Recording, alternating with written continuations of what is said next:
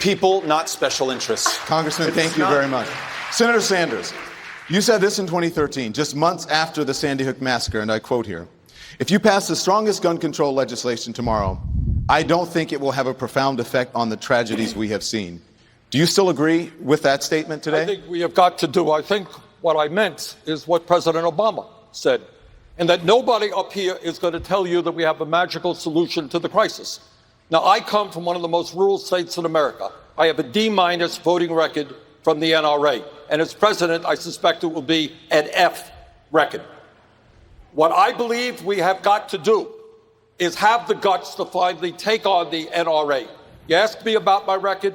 Back in 1988, coming from a state that had no gun control, I called for the ban of the sale and distribution of assault weapons. I lost that election.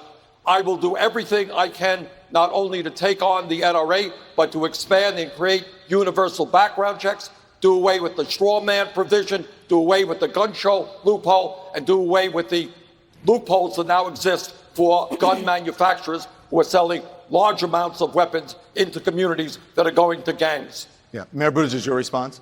Still the conversation that we've been having for the last 20 years. Of course we need to get money out of politics.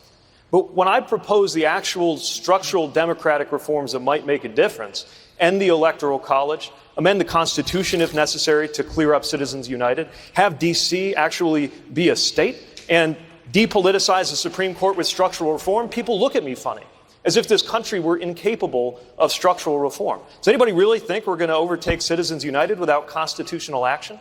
This is a country that once changed its constitution so you couldn't drink, and then change it back because we changed our minds about that. And you're telling me we can't reform our democracy in our time? Thank you, Mayor. We have to, or we'll be having Governor the same Bullock, argument 20 years from now. Please respond, Governor Bullock. You can make changes. Even in Montana, with a two-thirds Republican legislature, we passed a law that said, if you're going to spend money in our elections, I don't care if you call yourself Americans for America, you're going to have to disclose every one of those dollars in the last 90 days. I'll never forget run for re-election in 2016.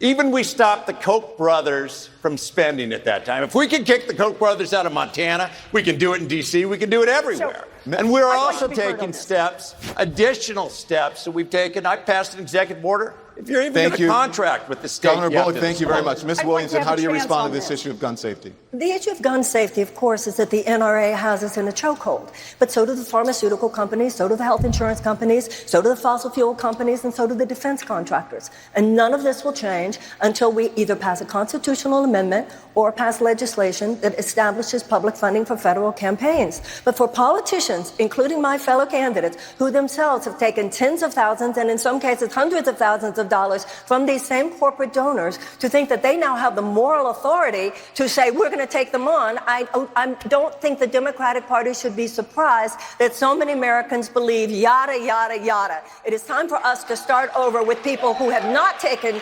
donations from any of these corporations and can say with real moral authority, that is over. We are going to establish public funding for federal campaigns. That's what we need to stand up to. We need to have a constitutional amendment. We need to have legislation to do it. And until we do it, it's just the same old, same old. Thank you, Ms. Williamson. The debate will be right back, right after this short break.